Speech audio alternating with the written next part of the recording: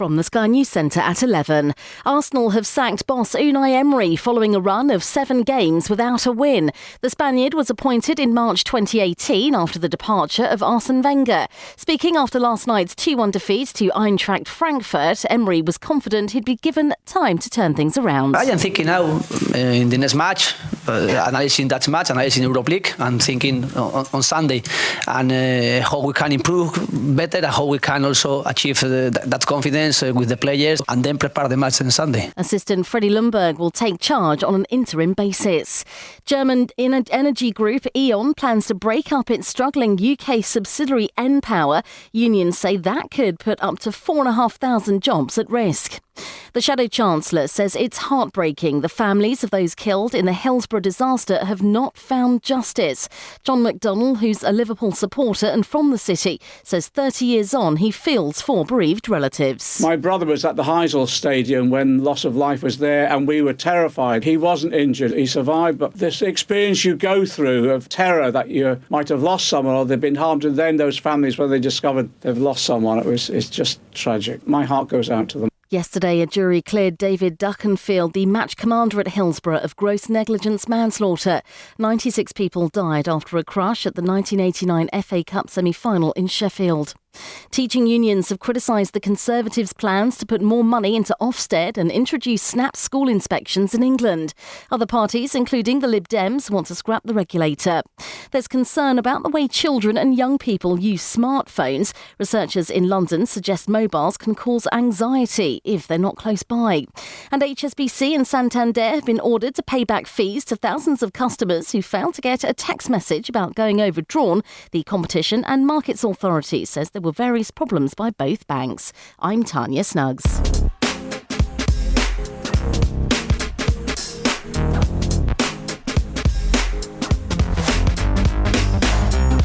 "10 years. When someone says to you 10 years, automatically your mind tends to think, 10 years. What was I doing 10 years ago? Where was I 10 years ago?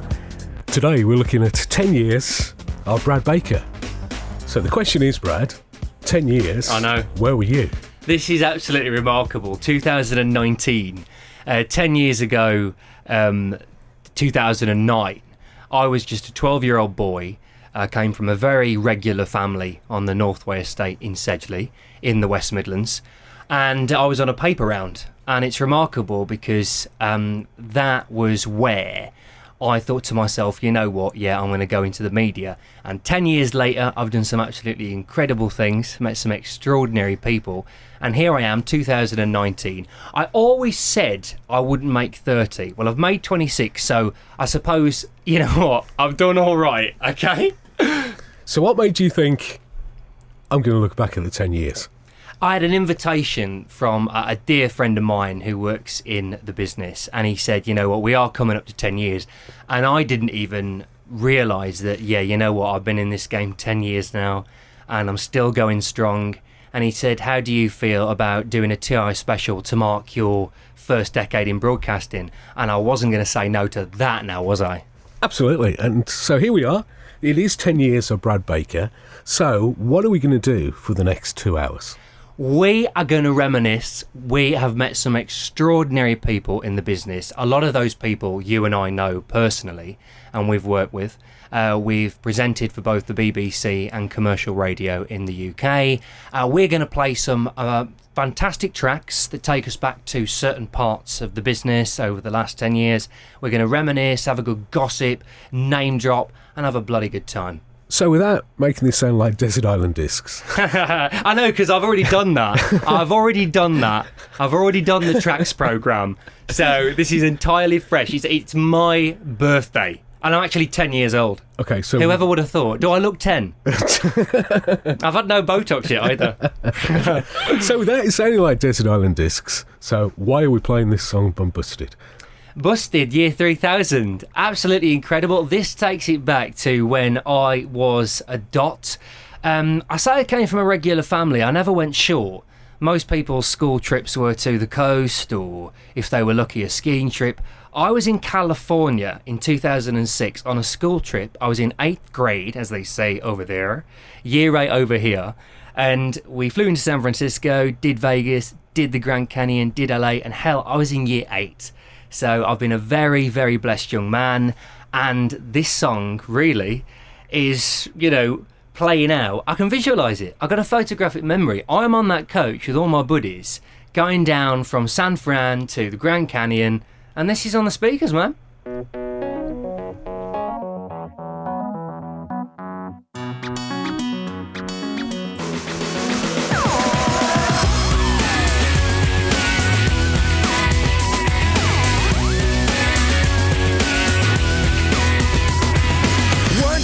When I came home at lunchtime, I heard a funny noise. Went out to the backyard to find out if it was one of those rowdy boys. Stood there was my neighbor called Peter, and a flush capacitor. He told me he built a time machine like the one in the film I've seen. Yeah, yeah. He said I've been to the year 3000. Not much has changed, but they lived underwater. As your great-great-great-granddaughter is pretty fine, is pretty fine. He took me to the future in the flux thing, and I saw everything. Boy bands, and another one, and another one, and another one. Triple-breasted women swim around town, totally naked. We drove around in a time machine like the one in the film I've seen. Yeah, yeah. He said I've been to the year 3000. Not much has changed, just underwater. And your great-great-great-granddaughter is pretty fine, is pretty fine. I took a trip to the year 3000. This song had gone mostly platinum. Everybody bought our 7th album. It had us so Michael Jackson.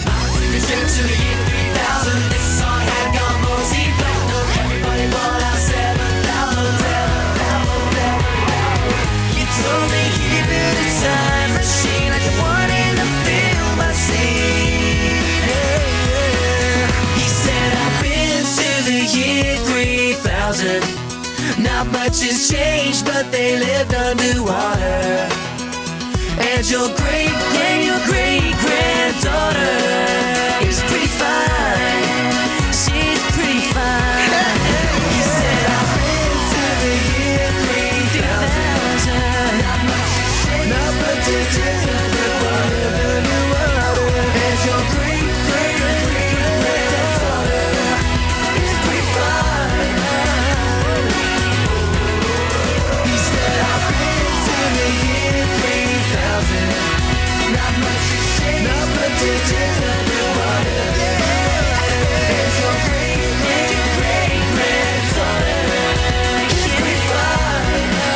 She's pretty fine. He said I've been through the year 3000. Not much has changed, but they lived underwater. And your great-great-great-granddaughter is pretty fine. Butteds and year 3000, 10 years of Brad Baker. I know, and nobody's getting tired of it, and I'm still really enjoying what I do. I just had a memory come back to me, and we were on a school trip in California, and we did San Francisco, went to the Grand Canyon, went to Vegas, went to LA. And I remember we were at a hotel in LA, and we really were like the liveliest, most E-numbered kids you'd ever wish to meet. We were in the hotel bedroom, and I'm sharing with Joel, Jack, Sam, Scott, Joe, and a couple of others. I've forgotten their names. And we're jumping from bed to bed. There's 2 double beds, and we are rock star, man. We are like trashing the place.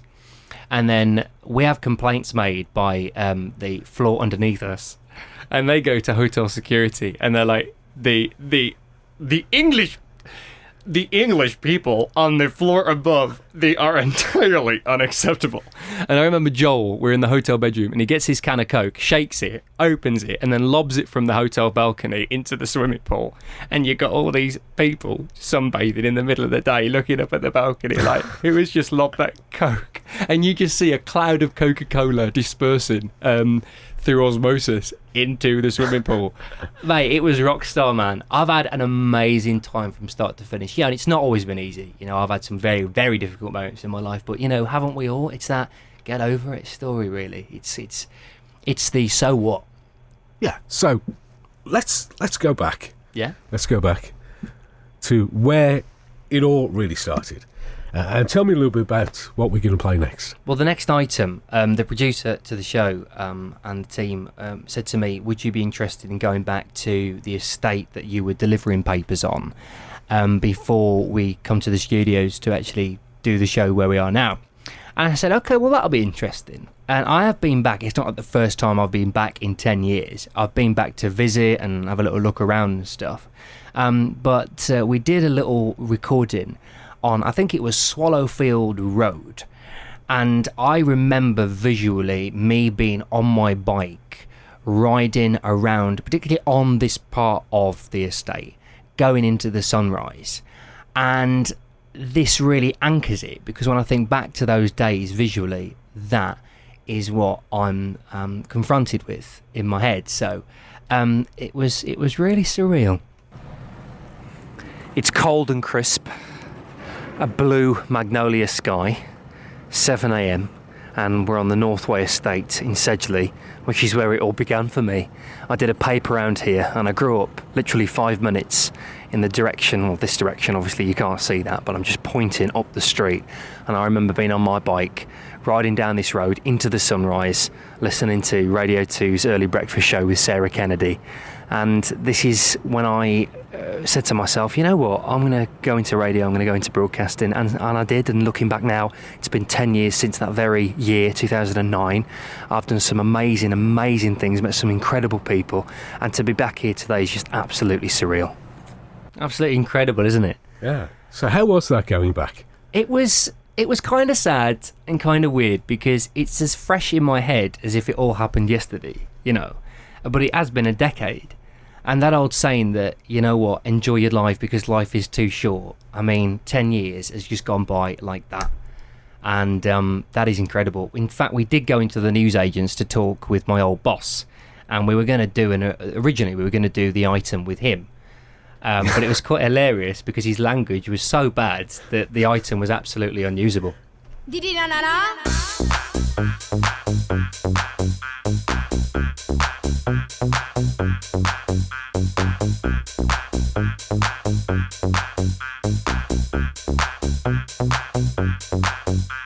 Saturday night, I feel the air is getting hot. Like you, baby, I'll make you mine. You know I'll take you to the top. I'll drive you crazy. Saturday night, dancing like the way you move. Pretty baby, it's party time and not 1 minute we can lose. Be my baby.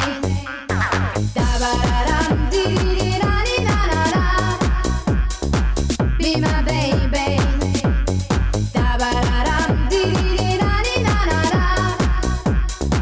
Pretty baby.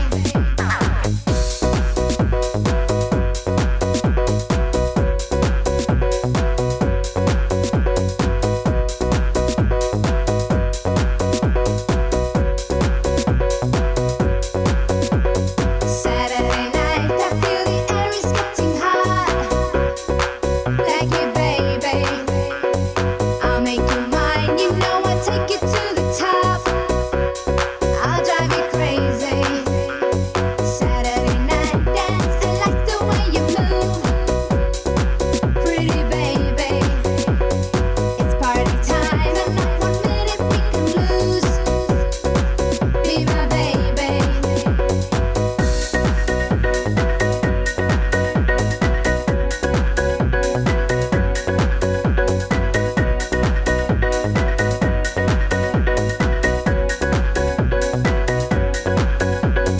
Saturday night, dancing like the way you move. Pretty baby, it's party time and not 1 minute we can lose. Be my baby.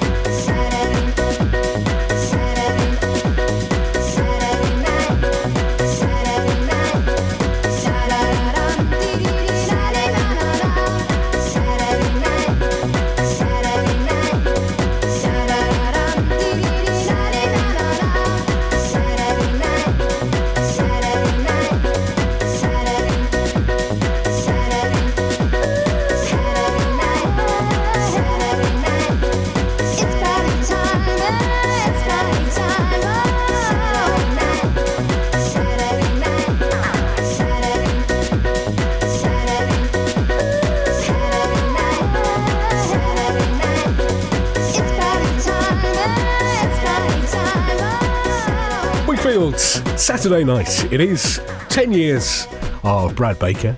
So you were telling us earlier about your school trip. I know, some trip, year 8, and he's in California. Yeah. Was one of your friends Tom? I knew a Tom. Why you ask? Because some radio programs get letters, we get emails. Yeah, it's very 2019 now. Hi, I'd just like to say I went to school with Brad. You might remember me. Tom Dukes. I was in the opposite population and was a year below, but I remember listening to his online radio station. You know what, Tom? Where's he from? Parkfields. Parkfields, Wolverhampton. Parkfields, Wolverhampton. Yeah, you know what, Tom? I am one for faces. So if you send in your face, I will probably very much be in a better position to tell you whether I remember you or not. I probably will, but I'm not very good with names. Brilliant with faces, dude. Okay, he says, I remember coming up on everyone's profile as what they were listening to on MS Messenger. MSN Messenger. Yeah, that's the one. I can see you use that. This is taking me back. We'd come home from school, drop our bags, head to the computer, stay on MSN till tea. I remember all the shows on there. I listened when I could. At the time, smartphones weren't as popular as they are now. I only wondered how accessible Sky High FM would have been when we found it today with the internet in everyone's pocket. So tell us about Sky High FM. It's a great name. Sky High FM. You know, what is hilarious about Sky High FM, I set up that. There were friends at school who were running a radio station called Big Air FM. So they asked me to join because I was a big personality in school, and rather than join their online radio station, I set up my own.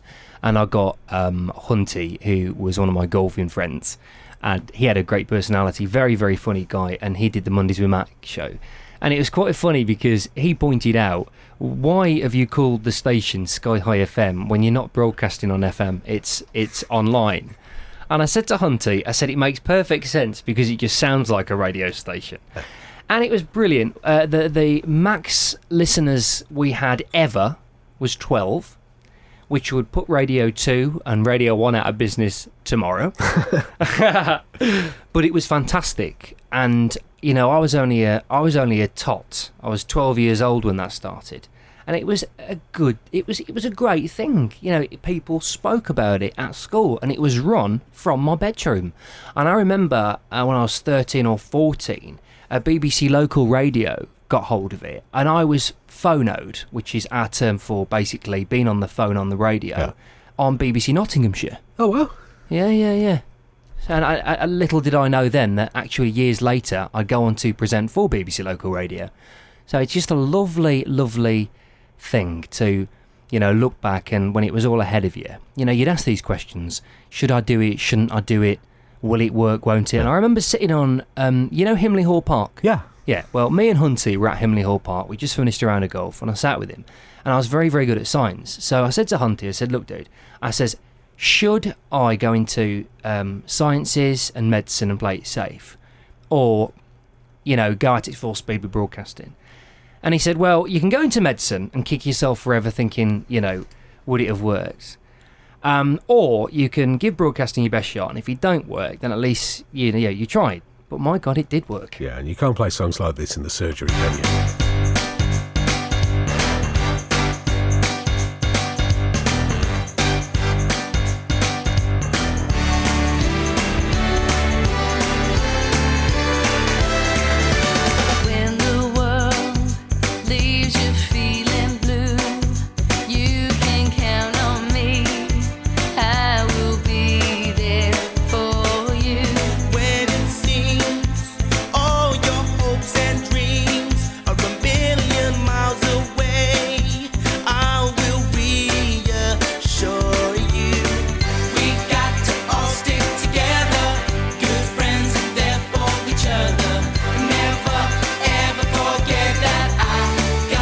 You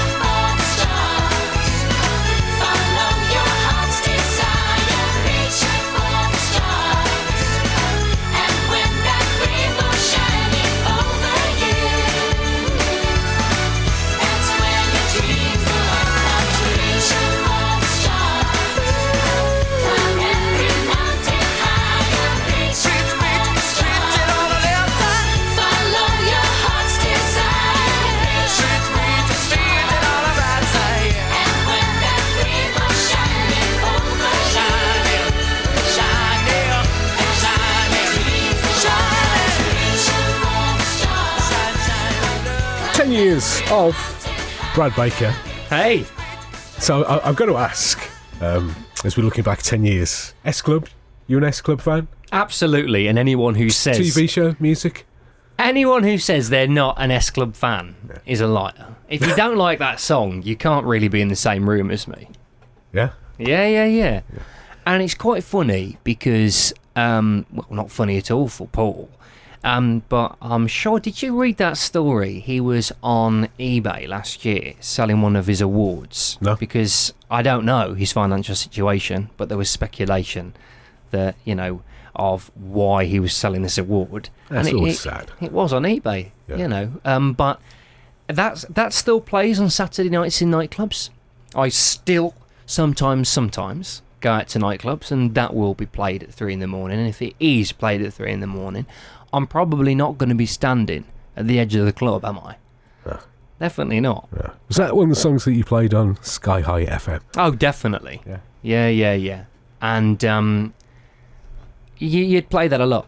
Yeah. Because it was our own online radio station that was massive around Sedgley. We had 12 cough listeners. 12 million listeners. 12 million listeners. In Little Sedgley. Amazing. Yeah. We shut that place down, and we definitely play that. It was a great start for me, because you were learning as you were doing it. And if you were really 2009, we'll talk about this later, I had my first TV show, Blood, Sweat and Gears, and I am still the youngest person ever to have presented on UK sports television. Wow. Yeah. If you're going from 10 years and you're going to start at 12, then it'd be a lot longer than 10 years. Yeah. But they've gone from 2009, which is when I was presenting Blood, Sweat and Gears. So all of that before was just like non-ether. Yeah. Do you have a better phrase than non-ether? No. Yeah. I'll have a think about that. Yeah. So let's go back to California then. California. Yeah. Absolutely amazing. What do you want to know about California? Because this next song, I understand, my sources tell me, sources close to the programme tell me, that this next song... Is it that Mr. Scripps again? this next song kind of reminds you of that California time again. It's that coach. And, the funniest thing is, right, you've got kids. I was 12 years old. You got 13-year-olds, 11-year-olds. Obviously there's a 1 year difference between... In 1 year, there's there's a range of ages. Yeah. And they have been transported from Sedgley, flying from Heathrow to San Francisco, seeing California on a school trip, right? You've got the Grand Canyon, Vegas, LA, the Golden Gate Bridge, Alcatraz Prison, all these amazing locations. And at the end of the holiday, they say to all of us, what was your favourite part? And you won't believe this. You paid... Parents, obviously, have paid all this money to take us lot to California. Go on. And most people said that the best part of that holiday was the coach.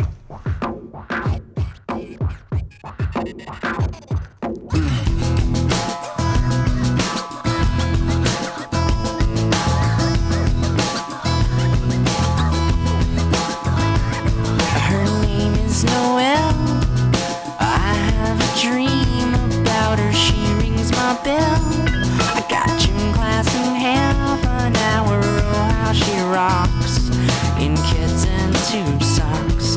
But she doesn't know who I am, and she doesn't give a damn about me. 'Cause I'm just a teenage dirtbag, baby.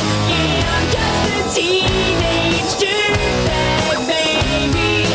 Listen to Iron Maiden, baby. Will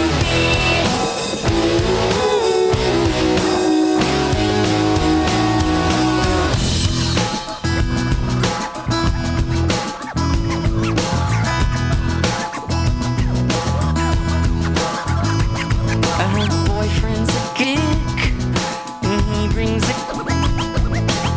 simply kick my ass if he knew the truth. He lives on my block and he drives an IROC, but he doesn't know who I am.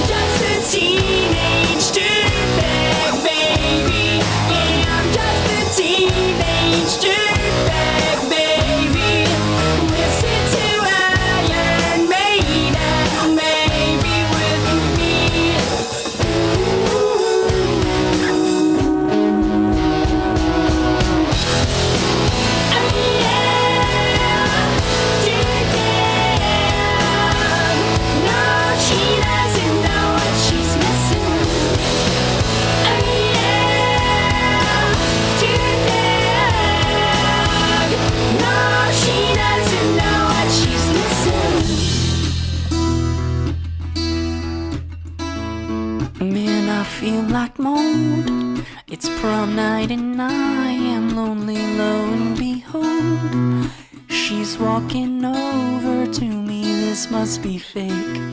My lip starts to shake. How does she know who I am? And why does she give a damn about? I've got 2 tickets to Iron Maiden, baby. Come with me Friday, don't say maybe.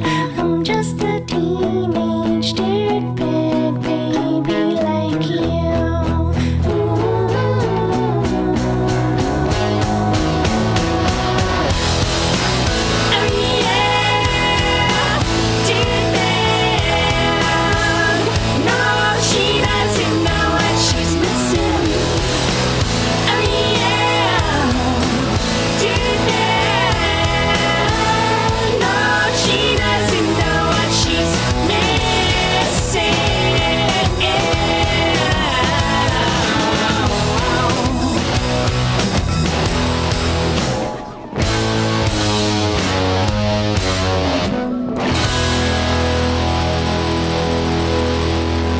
Ten years of Brad Baker with Wheatus and Teenage Dirtbag.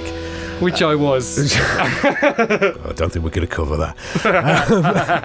So we were talking about your days at school, Sky High Radio. So how do you get from Sky High Radio to Radio 2? Oh, well, this is absolutely incredible. I was only telling you and the team here when that was on, because we just played the radio edit version. Yeah. And when I was down working on the America's Greatest Hits programmes on Radio 2 on a Saturday evening, I remember Kev Howlett, the producer, we were playing the America's Greatest Hits of 2012, and we had Nicki Minaj with Starship, and there was a radio edit version sent into the BBC. Yeah. And Kev Howlett, who is a brilliant producer, said to me and Paul, he says, you know, we took one listen to the radio edit of this and you can actually make out what she's saying. Swear word that I can't repeat. Yeah. So what he did, he whacked it into Pro Tools, which is a radio and music and film sound production software, very expensive, and he used the reverse effect. So he took the swear word and he applied the reverse effect on it. So you got Nicki Minaj singing Starship, then all of a sudden, hilarious. You shouldn't have to do that. You shouldn't have to do that. I know. Nicki, you know, take note, Nicki Minaj and her label. Yeah. Please. Yeah, please. We are the BBC. Radio friendly means radio friendly. Yeah. None of that language. I tell you what, I don't know how 1Xtra cope, because, you know, half of their music on the explicit releases are full of inappropriate themes and language, yet they still have a 24-hour broadcasting station. I listen to 1Xtra sometimes. You wouldn't think that. Nobody thinks that. But sometimes I listen to all radio. You'd be a fool not to. If you're going to be a connoisseur of this game, then I think it would be distasteful not to listen to a lot of radio. It's like if you like food, why on earth would you just eat Indian? So tell us about your musical tastes. Obviously, we're playing some songs today. Yeah. Some which are... brilliant songs. Yeah, some of which are your favourite songs. Some are songs that remind you of moments and things. Has working at the different places that you've worked at and the different things that you've done in your 10 years, do you think that has changed or influenced your own personal musical taste? I think so. Yeah. Yeah, it's that whole nature-nurture thing, isn't it? And it's really interesting how certain music that you used to like and listen to a lot, sometimes you can go off and then come back on. I remember I used to listen to, for instance, Frida Payne, Band of Gold. I heard that again recently, and I just fell in love with it again. So I've been listening to a lot of that song, and a lot of people mistake that for being a Supremes hit, but it's not. Frida Payne, number one in 1970. Yeah. Terrific soul record. Yeah. Obviously, people are very, very impressed. When I was living in Sussex in 2017, I was living in Brighton. I made some friends over there, John and Eileen, and the story was when I went down there to move, the property that I was going to move into fell through. So I ended up presenting on the radio down there and living in a hotel. Yeah. And the people running that hotel were John and Eileen. And in the end, we became very, very good friends. Good. And she was so impressed with my calibre of music knowledge, you know, and that is from working in top 40 radio, presenting for adult contemporary broadcasting. There's music that most other 26-year-olds on the whole wouldn't know. I do, and that is because I've been playing it day in, day out. Does widen your horizons, doesn't it? It does. And it's some really good music. And a lot of the time, it is very rare you would play something that you didn't like. Because I'm one of those broadcasters where if something comes up in the running order that is distasteful, I drag it out.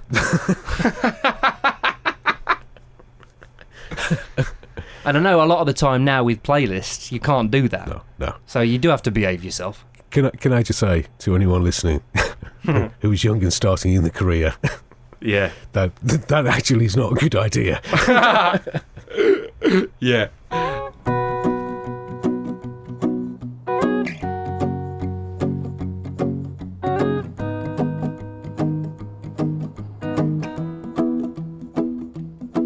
Well, you done me and you bet I felt it. I tried to beat you, but you're so hot that I melted. I fell right through the cracks.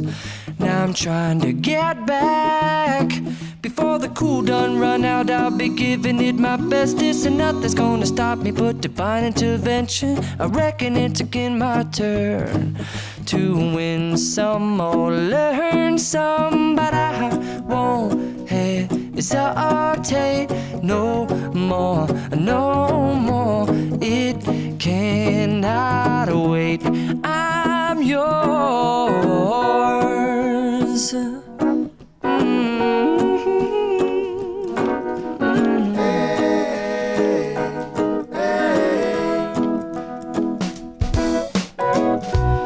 Open up your mind and see like me. Open up your plans and damn, you're free. I look into your heart and you'll find love, love, love, and love. Listen to the music of the moment, people dance and sing. We're just one big family, and it's our God-forsaken right to be loved, love, love, love, loved. So I won't hesitate no more, no more. It cannot wait. I'm sure there's no need to complicate. Our time is short. This is our fate.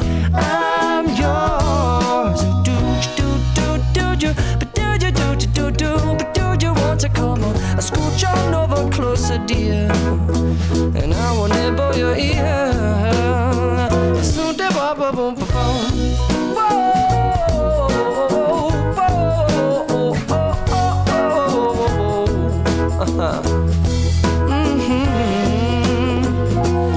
I've been spending way too long checking my tongue in the mirror and bending over backwards just to try to see it clearer, but my breath fogged up the glass, and so I drew a new face and I laughed. I guess what I'll be saying is there ain't no better reason to rid yourself of vanities and just go with the seasons. It's what we aim to do.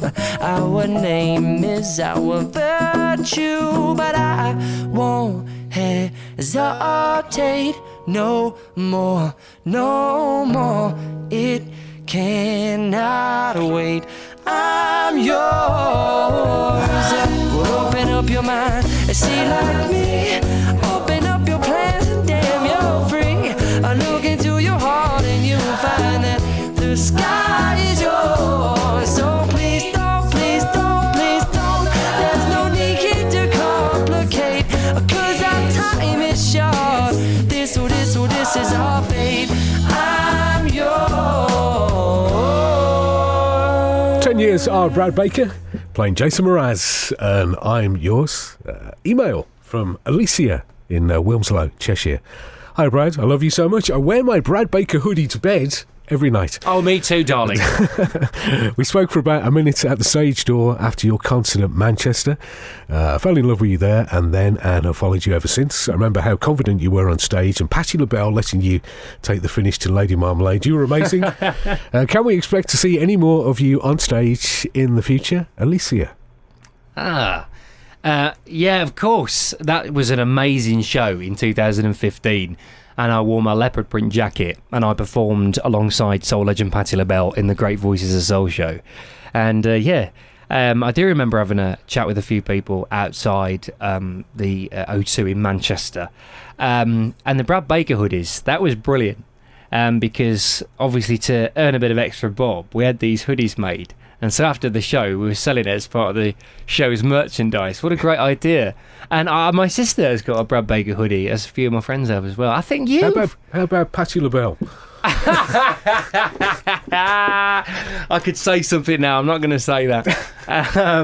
So I love Patti. Of course, Patti LaBelle wears her Brad Baker hoodie when she's shopping around Walmart in Philadelphia, where she lives. I should think so. I should think so as well. I gave it to her for nothing. £25 a unit to sell. It was about a few quid to make, but that's business. So how did that come about? How did you get to sing on stage with Patti LaBelle? Amazing, wasn't it? Small town boy from Sedgley, ending up singing with a singer who sung for President Obama and Lady Obama at the White House and has been on Oprah numerous times. There's me performing alongside her. I was presenting a news and current affairs show in Manchester called The Exchange, and that was done from Manchester. And I interviewed the Whispers. It's a love thing. And they were part of the show. Yeah. And so we were in touch with their PR guy to arrange the interview. After a few conversations, I ended up being booked for the show. Okay. Before. And so it was on the back of an interview I did. Oh, and right. Presenting The Exchange from Manchester. It was a national DAB station targeting the LGBT community in the UK. And that was a lovely experience. I remember I was under a manager in London at the time, Michael, and he arranged the gig with that radio station. And I went up there to meet the programme controller and the directors. And I went into the building, up in the lift, onto the radio station floor, and this massive chocolate Labrador comes running at me.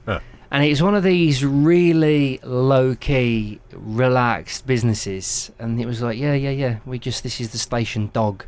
Yeah. Obviously banned from the studios, but for obvious reasons. Yeah. Great. Excellent. We can't be having barking on the air, can we? Wouldn't have thought so. Mind you, when I did the mid-morning show in the Midlands in 2017, I remember doing a throw forward to the news and current affairs show at lunchtime. And I remember doing a throw forward, it's just come back to me, and it was called Dogcast Radio. And it was a radio station called that. Do you remember that? Yeah. Dogcast Radio. Yeah, I never listened to it, but I imagine there's a bit of barking on that. Yeah. They should definitely bring that back. Have they stopped it now? I think so, yeah. Yeah, bring your dogs to work, people, even if you work in broadcasting. I need you, boo. I gotta see you, boo. And the hearts all over the world tonight. Said the hearts all over the world tonight. I need you, boo. I gotta see you, boo. And the hearts all over the world tonight. Said the hearts all over the world tonight. Hey, little mama, ooh, you're a stunner. Hot little figure, yes, you a winner. And I'm so glad to be yours. You're a class, all you're running. Ooh, little cutie, when you talk to me, I swear the whole world stops. You're my sweetheart, and I'm so glad that you're mine. You are one of a kind, and you mean to me what I mean to you. And together, baby, there is nothing we won't do.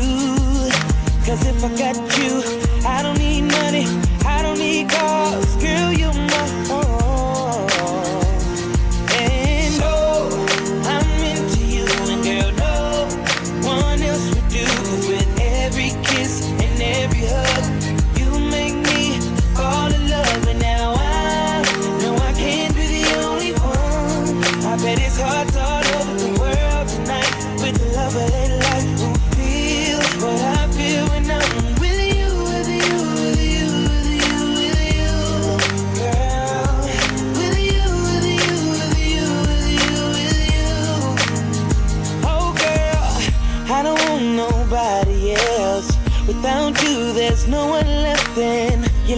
Jordans on Saturday. I gotta have you and I cannot wait now. Hey, little shorty, say you care for me. You know I care for you. You know that I'll be true. You know that I won't lie. You know that I will try to be your everything. Yeah. 'Cause if I got you, I don't need money. I don't need cars. Girl, you're my all.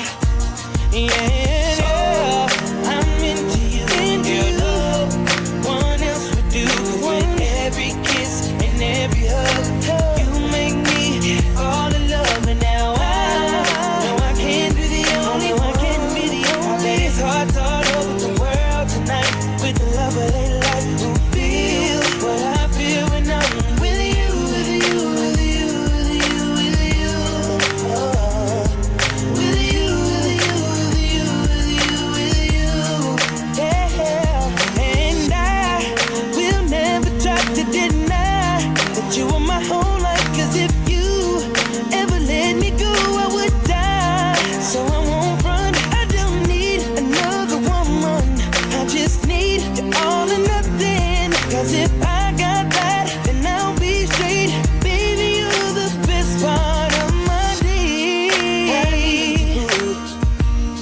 I gotta see you, boo.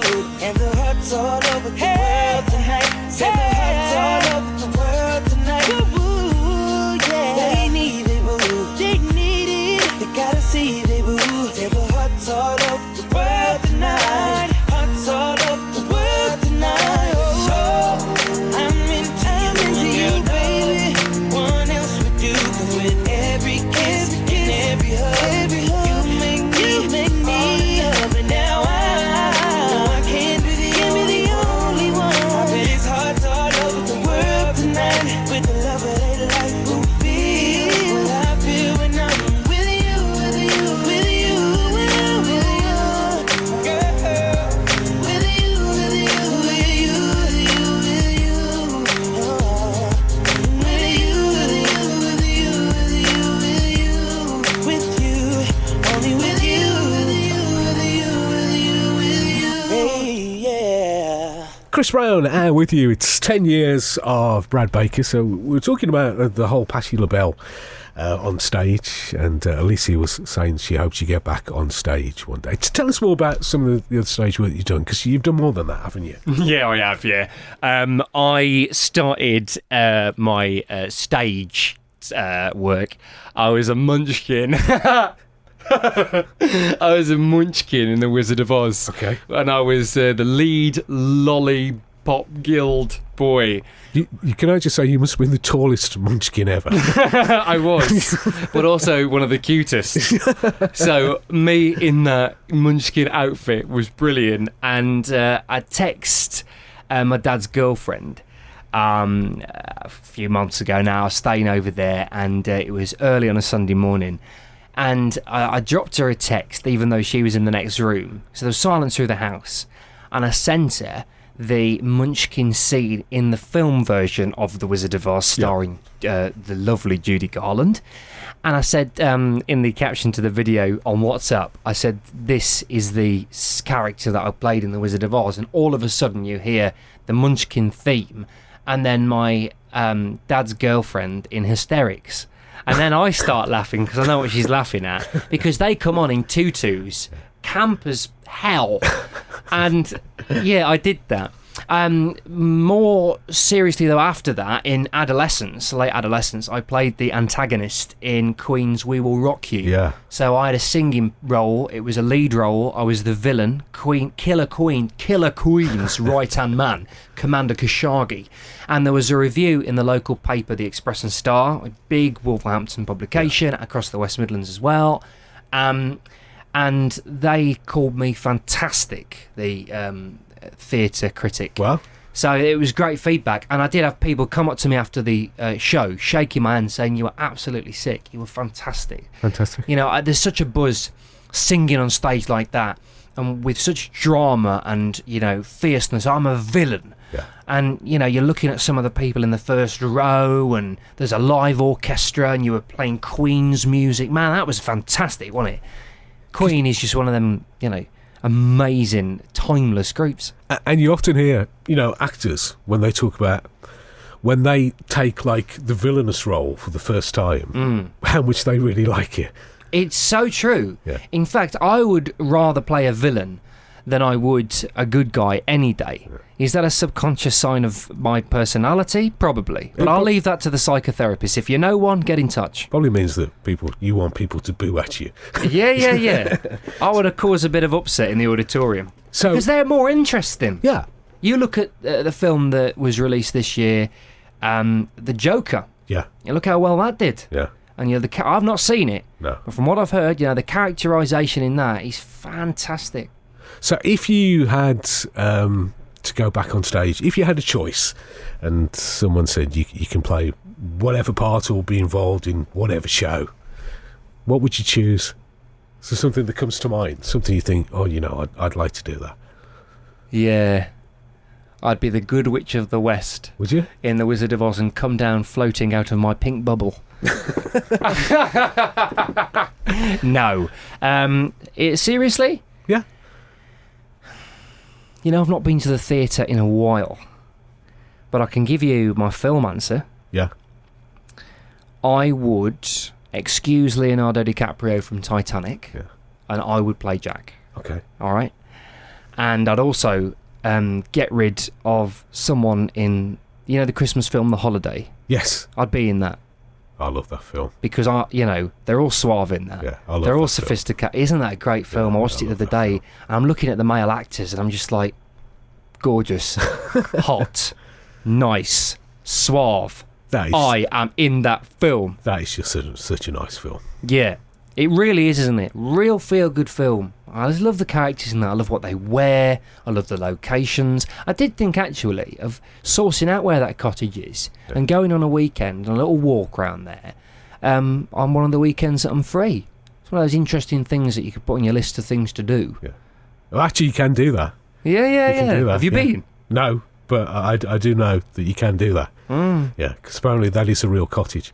But interestingly, in that film, that isn't the cottage, but they just made a complete replica of it. That's true. That is so Pinewood, isn't it? Yeah. Okay, great location. Yeah. We're going to build our own. That's right. Absolutely. But yeah, you know what? I would certainly take stage work again. It's great fun to be a part of a stage production. And I love it when the audience get involved as well and you get people up on stage. It's cute. Yeah, radio colleagues of mine, I've been presenting for BBC Shropshire of late, and Eric there. I love the team at BBC Shropshire, and I know you, from your BRMB days, know a lot of the crowd up there. And we've spoken about this. Eric does a lot of the pantomimes in Shropshire. He's a bit of a legend. Yeah. I love Eric. There's no one I dislike up there, which sounds too good to be true, but it's true. Yeah, and I'd do stuff like that. It's lovely. I remember, just funny, I went to see Cats. Okay, have you seen Cats? No. Fantastic. All the cats come from the back. So my auntie is in the aisle, sitting at the seat next to the aisle, and she's putting the Maltesers in her bag. And all of a sudden we hear this deafening scream, and I kid you not, it was deafening. All the audience in front turned round because she sees this cat's tail in her face. She weren't expecting it. So she's like, what on earth is happening? And then we all turn around and there's cats on the back of the chairs and everything was crazy. I'm sorry, I was just picturing that. Chaos in the theatre with the Maltesers.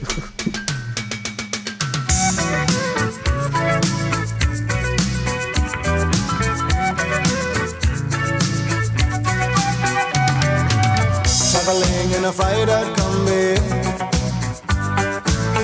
on a hippie trailhead full of zombies. I met a strange lady, she made me nervous. She took me in and gave me breakfast. And she said, do you come from a land down under, where women go and men wonder? Can't you hear the thunder?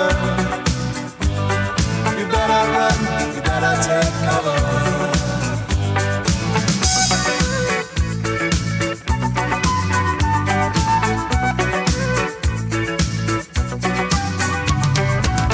Buying bread from a man in Brussels. He strong and full of muscle. I said, do you speak my language? He just smiled and gave me a Vegemite sandwich. And he said, I come from a land down under, where Peter's flow and mentioned. Can you hear the thunder? You better run, you better take cover.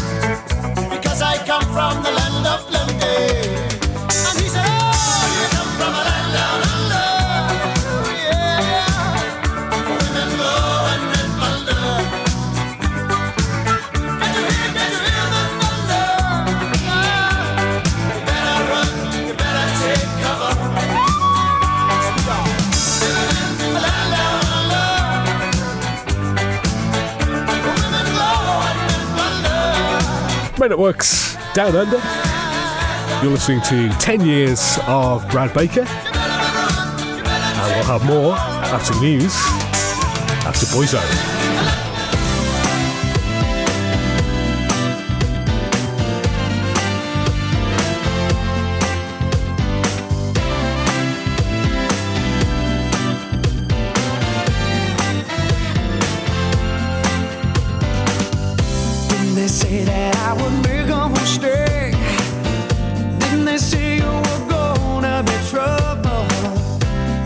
Told me you were too much to take. I couldn't see it. I didn't wanna know. I let you in and you let me down. You messed me up and you jerked my life around. Left me feeling I had nowhere to go. I was alone. How was I to know that you'll be there when I needed somebody? You'll be there.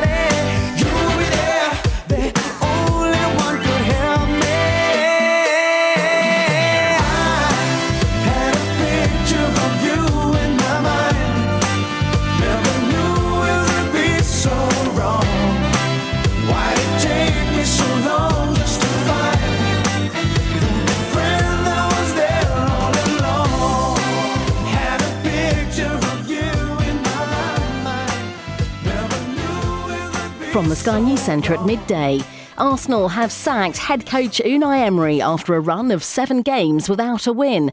Joe Rawson has more. The Spaniard's reign at the North London club has ended after a series of difficulties that culminated with their worst winless run since 1992. Despite Leeds, Worcester and Swindon. A man's been jailed for at least 33 years for murdering his heavily pregnant ex-wife by shooting her in the stomach with a crossbow. The infant survived the attack in Ilford and East London last November. Families of the Hillsborough disaster victims claim the system is to blame because no one's been held accountable more than 30 years on. Yesterday, a jury cleared the match commander David Duckenfield of gross negligence manslaughter. In 2015, an inquest ruled the football fans were unlawfully killed. During that case, Mr. Duckenfield was asked if his failure to recognise a tunnel needed shutting was the cause of 96 deaths. Yes, sir. I deeply regret what happened on the day. It was a major mistake on my part. I've no excuses. I apologise unreservedly to the families. Some NatWest customers have reported problems using its mobile and online services. The bank's apologised and says it's working hard to fix the problem. And Mo Farah's announced he'll defend his 10,000 metres title at the 2020 Olympics in Tokyo. He has been concentrating on the marathon since 2017. That's the latest. I'm Tanya Snuggs.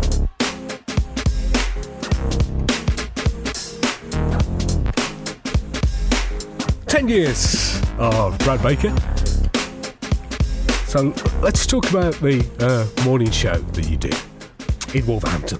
In 2017, I presented a mid-morning show, and it was an amazing experience because they literally said, you know, Brad, we like your experience, we like your personality.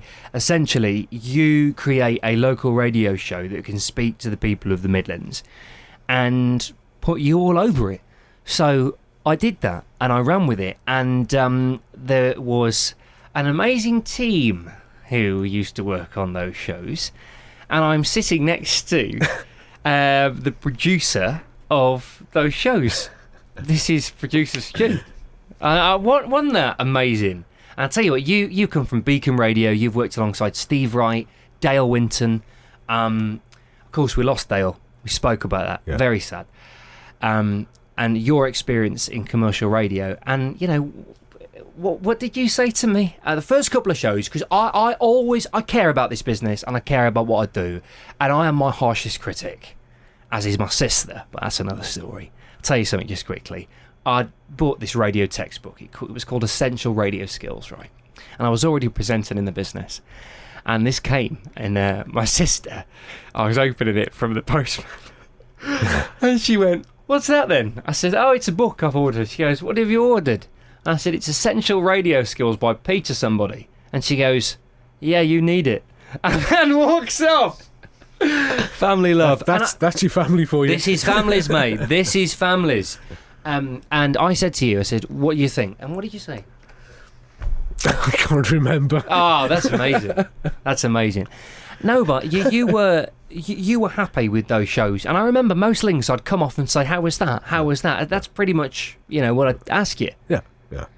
I remember. You've got to tell this story. I know what you're going to say.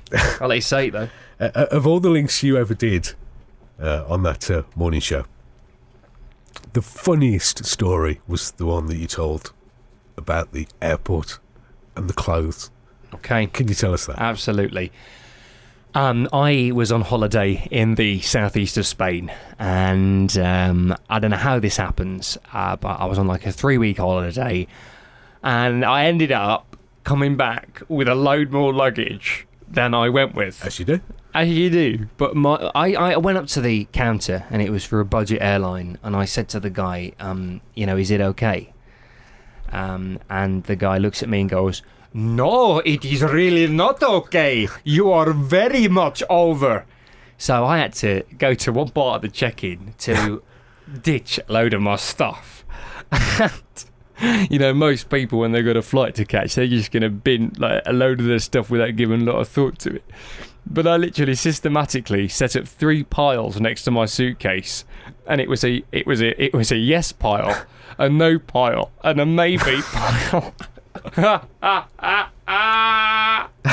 Because I had all these clothes, and I'm like, shall I wear that again? Am I going to wear that one again? Okay, I'm not definitely going to wear that again. I might wear that again. See, I had all these clothes. It was like the stock market, going left, right, and centre. Okay. So because I didn't know. I didn't know what to ditch. And you know what's funny? I ended up having to buy this book that I got rid of, because of course you're going to ditch your books, right? Because they're the heaviest things in your suitcase. And then years later, I wanted that book again, but it became really rare to get. So I ended up paying 50 quid for a book that I threw away at Murcia San Javier, airport. And I then had to, from a very, very organised woman from Cheltenham, she says, here's a trick for you. She says, here's a bin bag, take this on the aircraft. So I'm walking through an airport, right, with a bin bag full of stuff over my right shoulder. Yeah. How many times did I get stopped by security? Loads, and particularly when I got back in the UK, Border Force. They wanted a conversation or two with me. I understand that. I just have this mental picture of your fellow passengers on that flight just sitting thinking, we should be going now. And them saying, well, I'm sorry, but someone's still going through the maybe pile. Okay, senoritas and caballeros, and ladies and gentlemen, my diamond and dad and hey baby from the 70s. Okay, put your hands up in the air, the hand in the air, on everybody sing now. Hey, baby,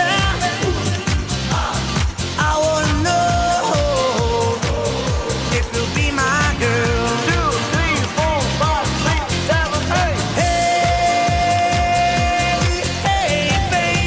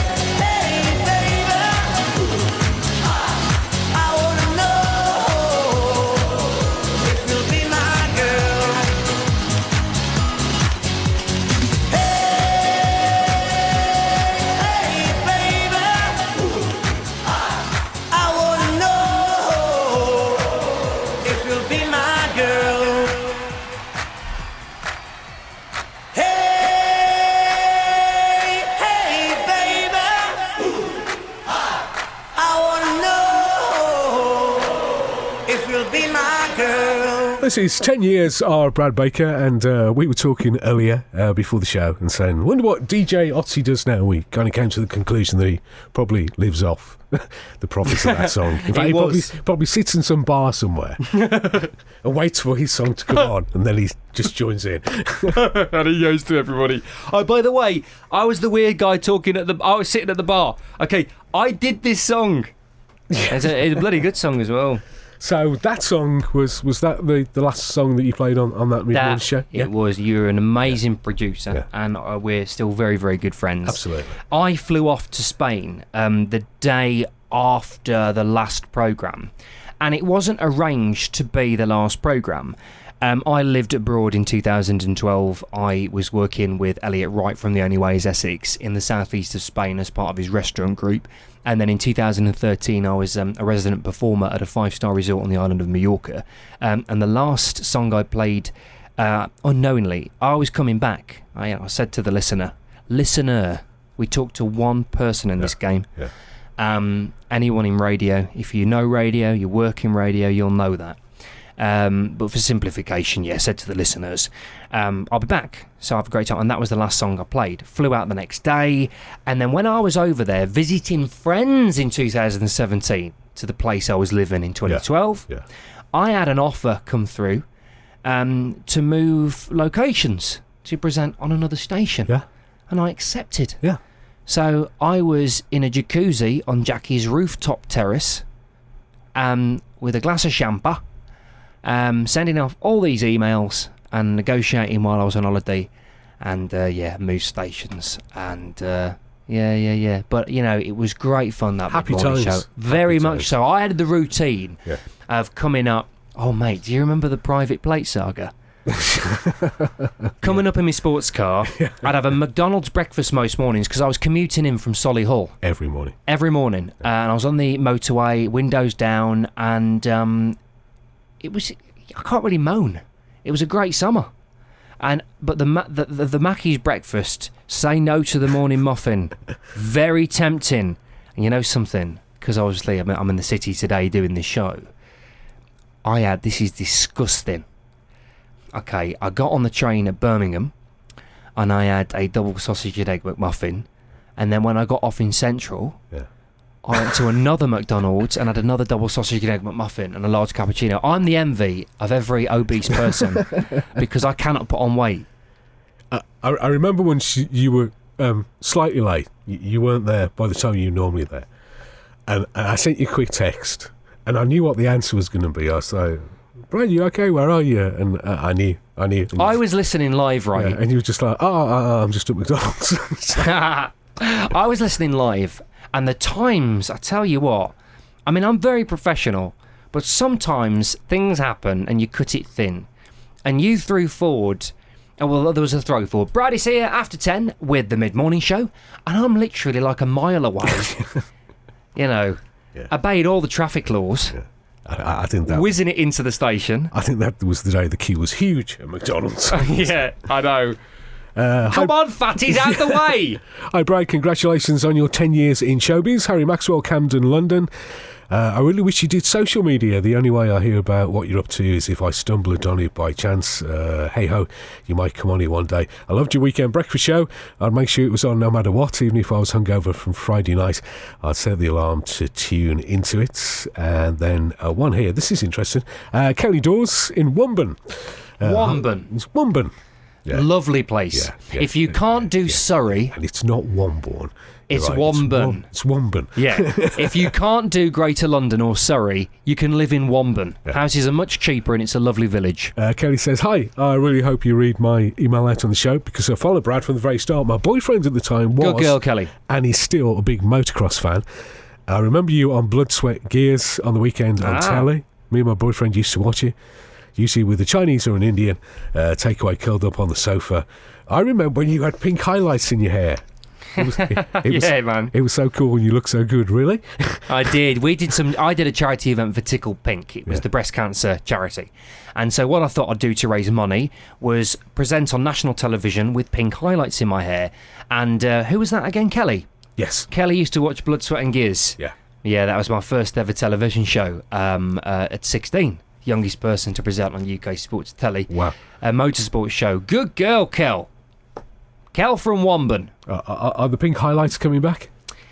I was in Lanzarote in that year, 2010, and one of my Spanish mates, he goes, "Your hair is so fantastic. We love it. The pink highlights."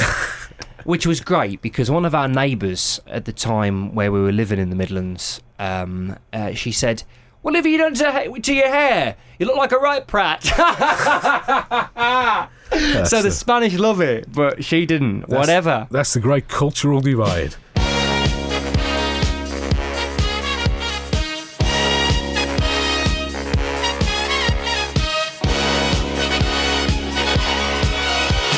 Young man, there's no need to feel down. I said, young man, pick yourself off the ground. I said, young man, 'cause you're in a new town. There's no need to be unhappy. Young man, there's a place you can go. I said, young man, when you're short on your dough, you can stay there. And I'm sure you will find many ways to have a good time. It's fun to stay at the YMCA. It's fun to stay at the YMCA. They have everything for young men to enjoy. You can hang out with all the boys. It's fun to stay at the YMCA. It's fun to stay at the YMCA. You can get yourself clean. You can have a good meal. You can do whatever you feel. Young man, are you listening to me? I said, young man, what do you wanna be? I said, young man, you can make real your dreams, but you got to know this one thing. No man does it all by himself. I said, young man, put your pride on the shelf and just go there to the YMCA. I'm sure they can help you today. It's fun to stay at the YMCA. It's fun to stay at the YMCA. They have everything for young men to enjoy. You can hang out with all the boys. It's fun to stay at the YMCA. It's fun to stay at the YMCA. You can get yourself clean. You can have a good meal. You can do whatever you feel. Young man, I was once in your shoes. I said I was down and out with the blues. I felt no man cared if I were alive. I felt the whole world was so tired. That's when someone came up to me and said, young man, take a walk up the street. It's a place there called the YMCA. They can start you back on your way. It's fun to stay at the YMCA. It's fun to stay at the YMCA. They have everything for young men to enjoy. You can hang out with all the boys. YMCA. It's fun to stay at the YMCA. Young man, there's no need to feel down. Young man, pick yourself off the ground. YMCA. British people, of course, YMCA. 10 years of Brad Baker. Looking back at 10 years of Brad Baker. I know, and it is an absolute thrill to be able to do this. So thank you very much for the invitation for me to reminisce about old times and share some memories with you over the last 10 years. My first decade in broadcasting, it's an absolute honour. So, 10 years.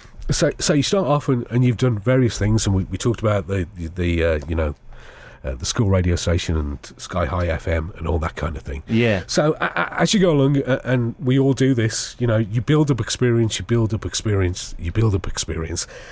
But at some the 10,000 hour theory. Yeah. But then I was taught. Yeah, and then at some point though, your experience then translates into something else, and that is your attitude to this profession and your approach to this profession. What is your approach when you're broadcasting, Brad? And particularly here, we'll talk about radio. When you're broadcasting, what is your philosophy? What are you thinking about? You remember Mark Lamar? Yeah. Fabulous. I listened to one of his shows on Archive recently. I was in my car and he opened the show and it was absolutely fantastic. Mark, if you hear this, get in touch, man. I miss you. He's still in Chiswick. I miss Mark. He comes back from holiday and he opens his show and his usual Beddy's there and he goes, hello! Oh, and I have missed you so much. Of course, I'm talking about the show. I don't have a clue who you are. Fantastic. That is how you broadcast. You are authentic as you are when you're out there. You know, you don't act. That's the worst thing you can do. The best broadcasters... I grew up on Sarah Kennedy, who was fantastic. Do you know she was the only Radio 2 presenter never to play her jingle? She had one, she never used it. She didn't like the jazz, she didn't like the glam, and that is why Sarah is one of the best broadcasters, because she was just herself. And so in the early days, a lot of what I did was from the philosophy of one of my listeners. His name was Adam, and he used to listen to me religiously in his bedroom, prattling about on his phone and listening in. So I would talk to Adam, and I still do that. I visualise Adam is listening to me in his bedroom, because that is what you want as a listener.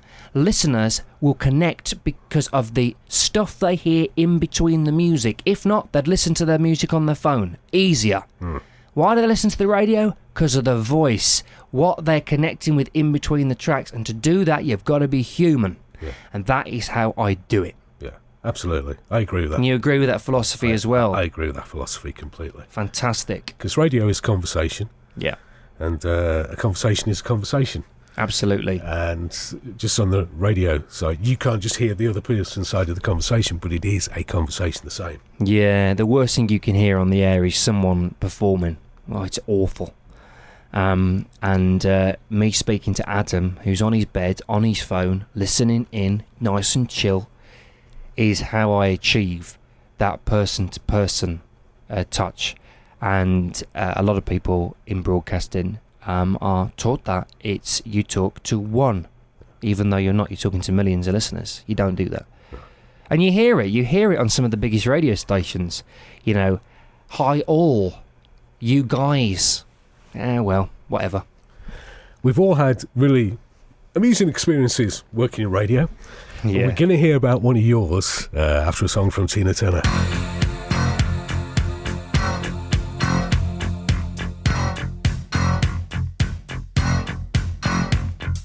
call you, I need you, my heart's on fire.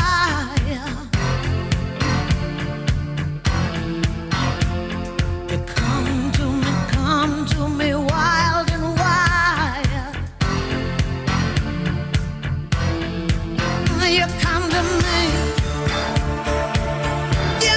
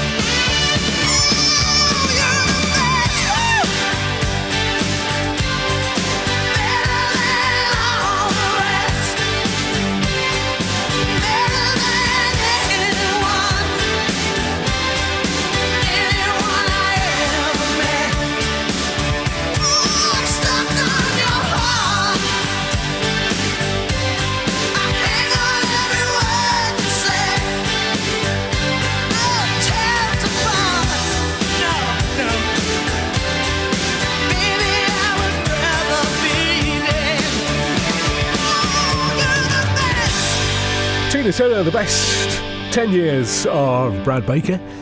And I do not look in the mirror and sing that song. No, but I it's one of my favourites. I should think not. So we you know, Tina Turner is asked that. She's been asked that. She said on interview, she said that she's been asked, when you perform that on stage, do you think about yourself as Tina Turner and being simply the best? And she says... That's very philosophical. It's terrible, isn't it? I had to mess with someone's mind. Do you think about this? Yeah, I know.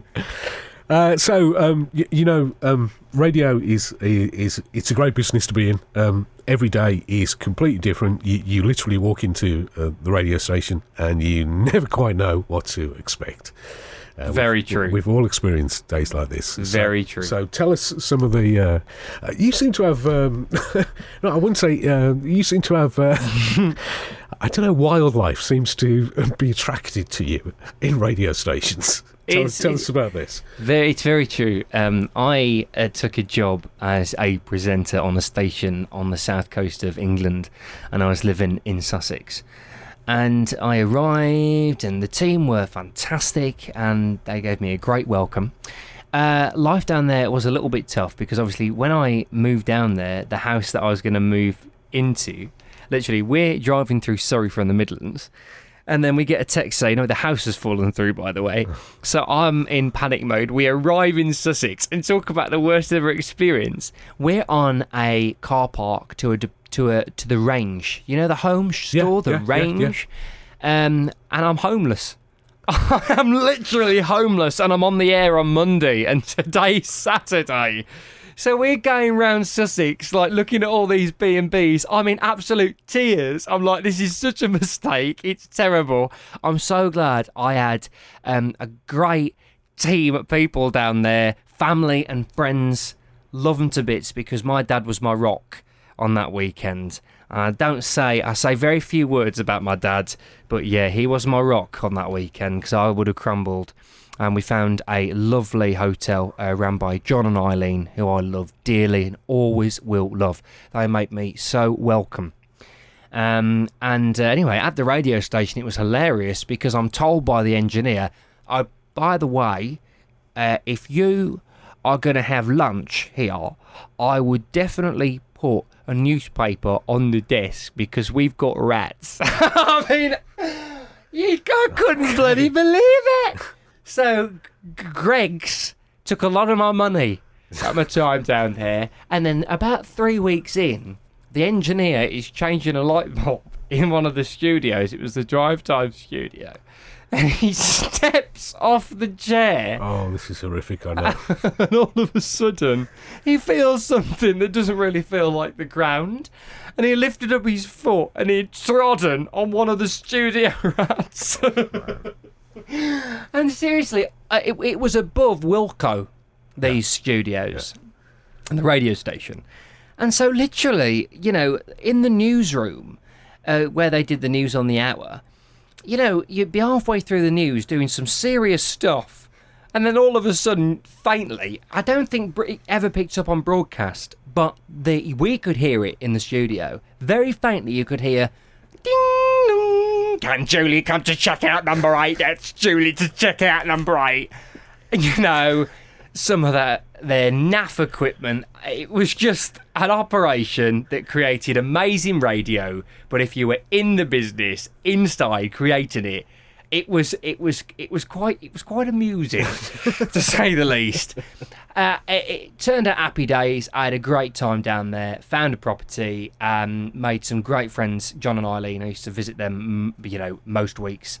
It was incredible. And on the weekend, I took my car out round the South Downs. It was lovely down there. Would I move back? Yeah, probably would, actually.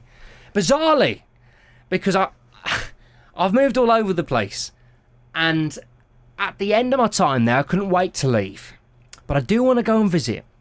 Tell us about this song then, and this film, Avril Lavigne. This is a really nice song by Avril Lavigne, Falling Down, and I discovered it at my time down there. Yeah. So naturally, when I hear it, it takes me back to life on the south coast. But it's quite hilarious, because you don't really expect Avril Lavigne to be the biggest of divas. But there were some photos about 5 years ago that surfaced, and she made showbiz headlines because she's having pictures with these fans, and she had instructed all the fans not to touch her and to stand at least 2 metres away from her.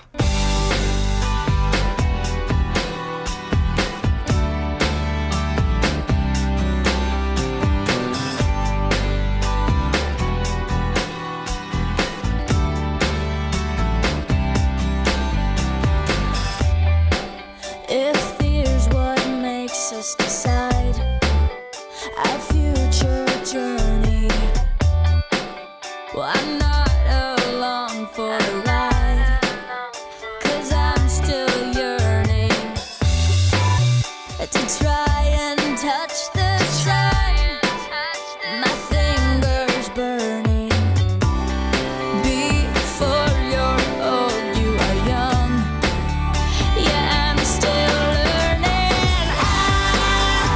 I am falling down. Try and stop me. It feels so good to hit the ground. You can watch me fall right on my face. It's an uphill human race, and I am falling down.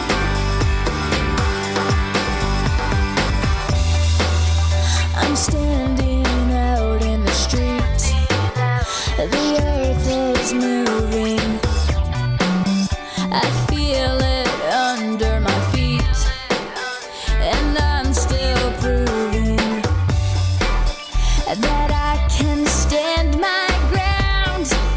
And my feet are there, haven't washed my hair to be lost before you are found. It don't mean you're losing.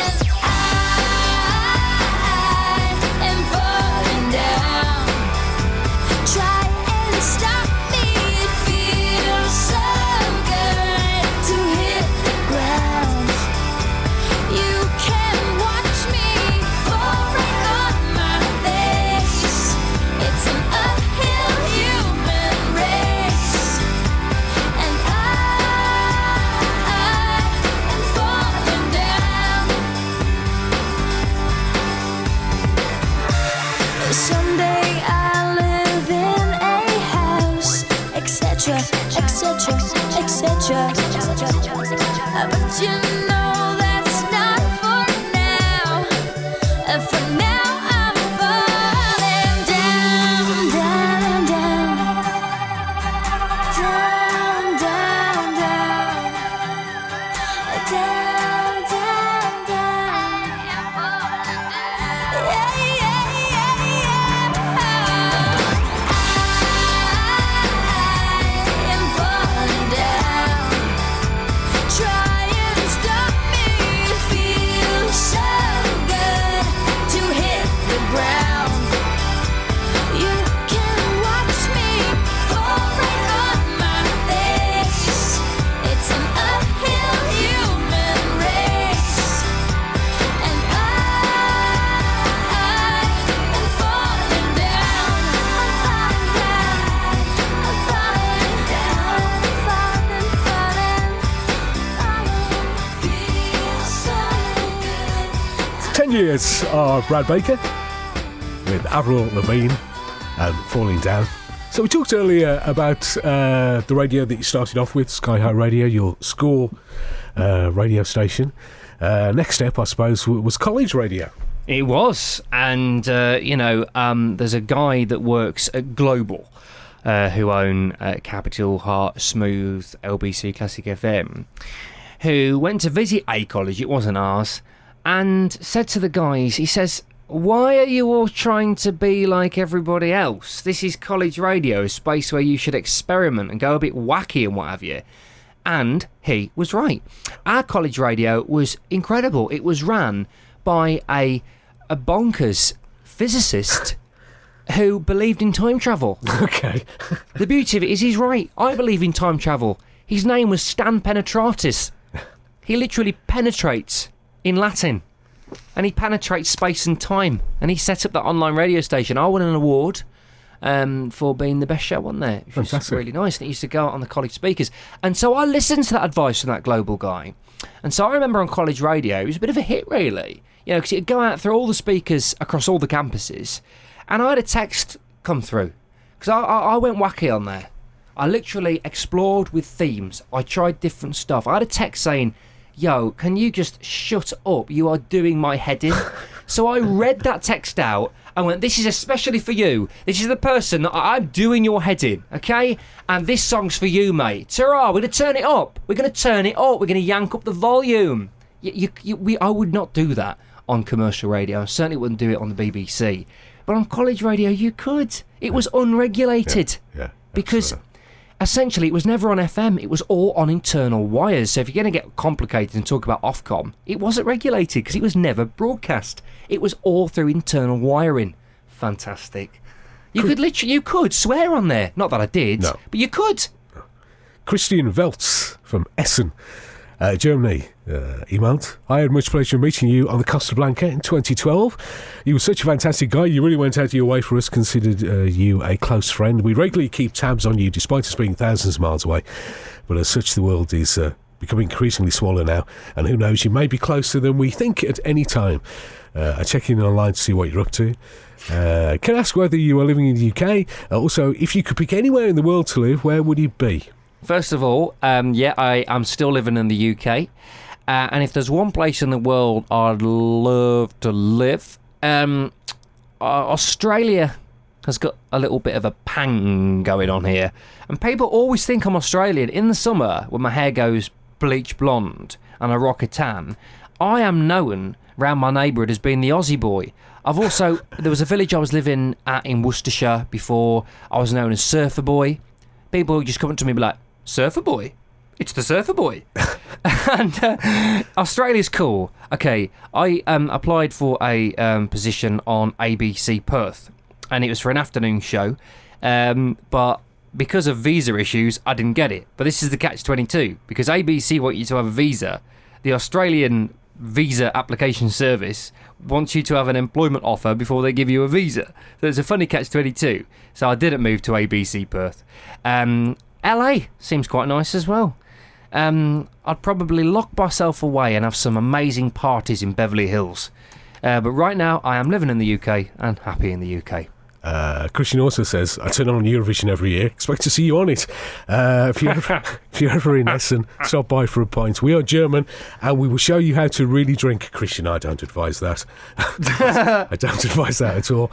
Christian, it will be England v Germany. Fastest people to down the pints. Let's go. Dan Everly, Warheath. I was in my local curry house in Kings Winford Saturday night. Oi, oi. Sitting there with my pint of Cobra, waiting for my curry. I was browsing through the magazines, as you do, waiting for my meal. Turned the page halfway through this car and number plate mag. I couldn't believe it and gasped when I saw you in there. Read the article. Couldn't believe how much you've done. Really didn't realise you'd done so much. I actually spoke to the fella sitting next to me about it and told him this is Brad Baker, the DJ. He was born up the road in Sedgley. Incredible. Absolutely incredible, isn't it? Yeah, I was in that magazine. And because I became a little bit obsessive 2016-17, and I got a little bit hot on number plates. So at one time in my life, I owned 6 number plates. So Reg Transfers got a hold of this and did a feature interview with me in their magazine, which was released nationwide. Yeah. So, yeah, that's right. And I didn't know it was knocking about an Indian takeaway in Kings Winford. That's absolutely brilliant. Never know what you find. Dan also says, you're one of the few young people I know who does so much for charity. More young lads need to take a leaf out of your book. That's a very, very nice thing to say. With the number plates, it was hilarious because I'm so OCD.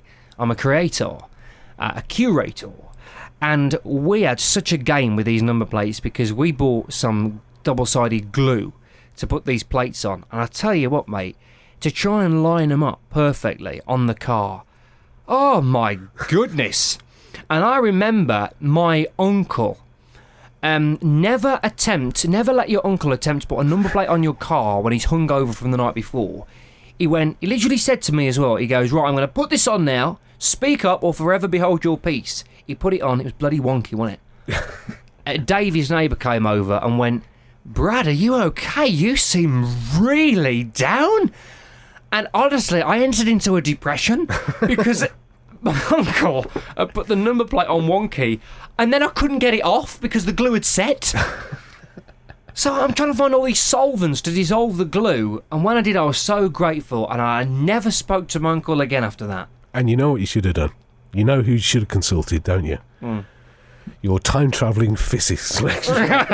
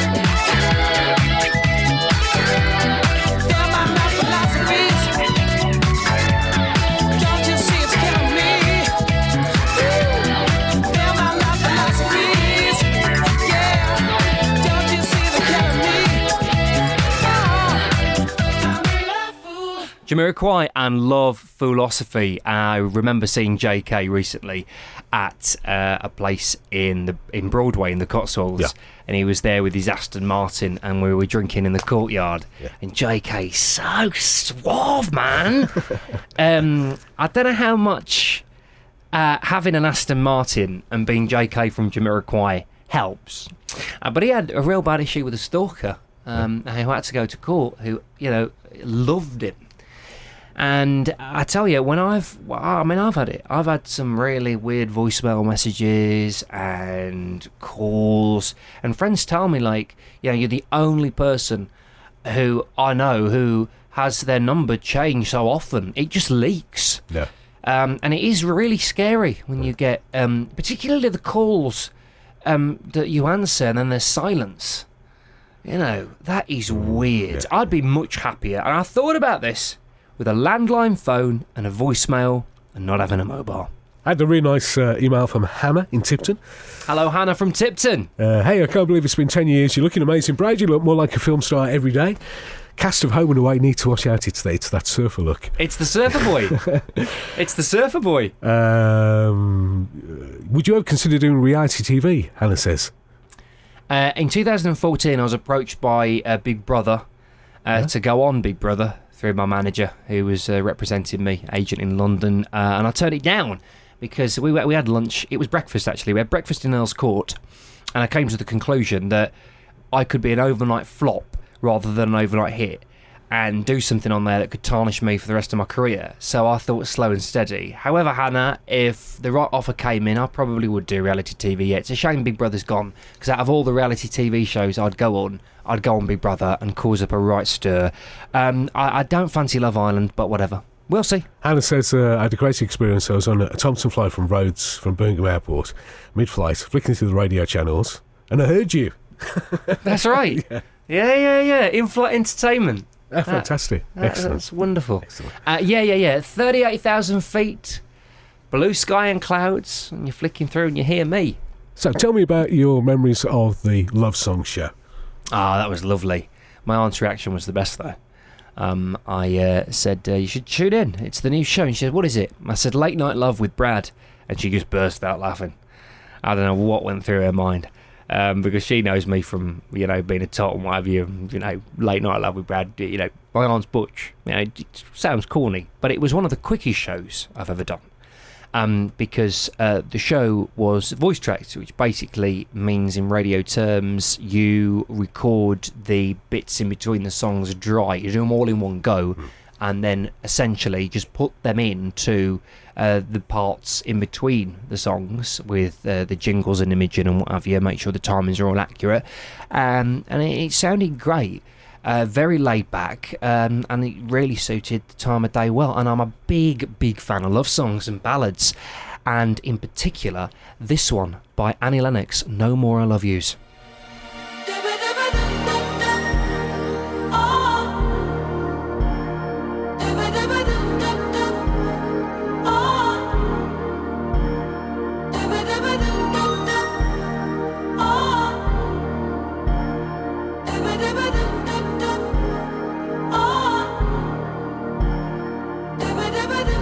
I used to be lunatic from the gracious days. I used to be woebegone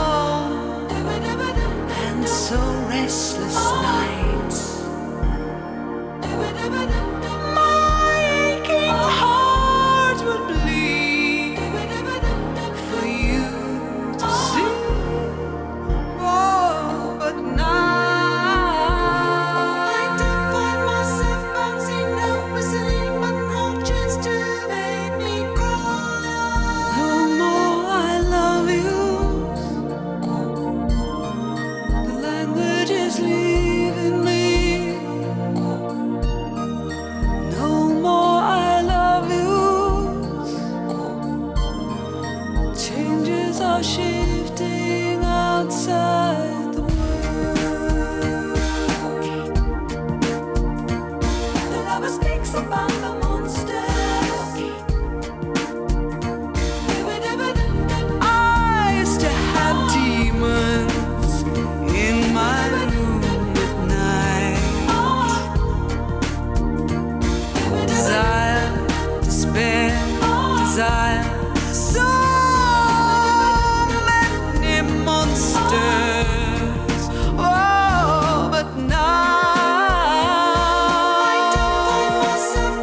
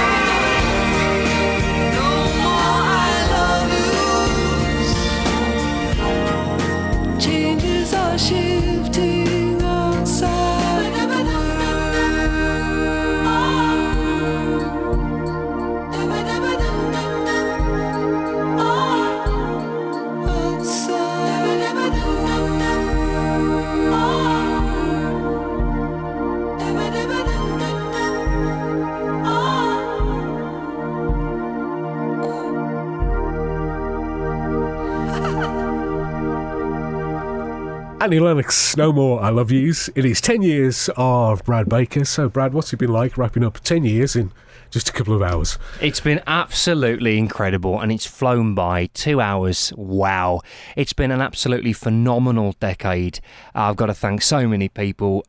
Chris Buckley, who was my programme controller at Signal. I really believe in Chris Buckley's idea of radio, and he was such a great controller to work for and work with, and he's back in Manchester now. There's just so many people I could thank, but most of all I've got to thank you who have been with me from day dot, who've always been there listening, getting in touch. You know, you've made this, and I've forged a relationship with you, essentially. It's been lovely, and we've got to look forward to the next 10 years as well. I remember saying in the early years, if I ever make 30, and when I went through my wild phase, it'll be beyond me. But I think very much, if I'm blessed enough, I will make 30, and we'll have another great 10 years as well. Oh, and we could do another show. I can't wait. We could do another show in another 10 years. Well, 20 years of Brad Baker. 20 years of Brad Baker, why not? Yeah. We've got to thank senior producer John Jeffries, assisted by producer Maureen Sikabuki. The studio engineer was Nick Freeman, and thanks to Heather Cartwright for her help on the show. 10 years of Brad Baker has been a Stuart Hickman radio production.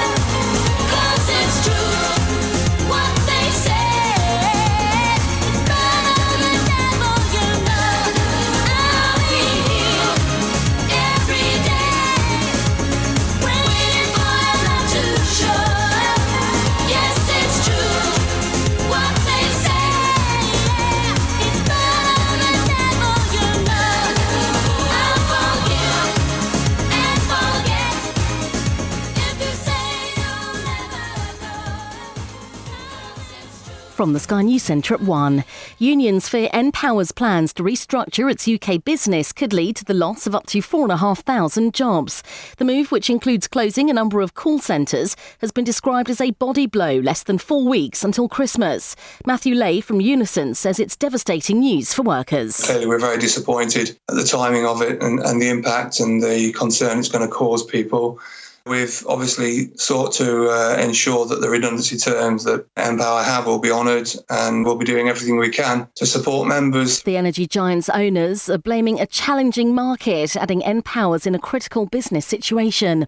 A man who killed his heavily pregnant ex-wife with a crossbow has been jailed for at least 33 years. Sana Mohammed's unborn child survived the attack in East London last year.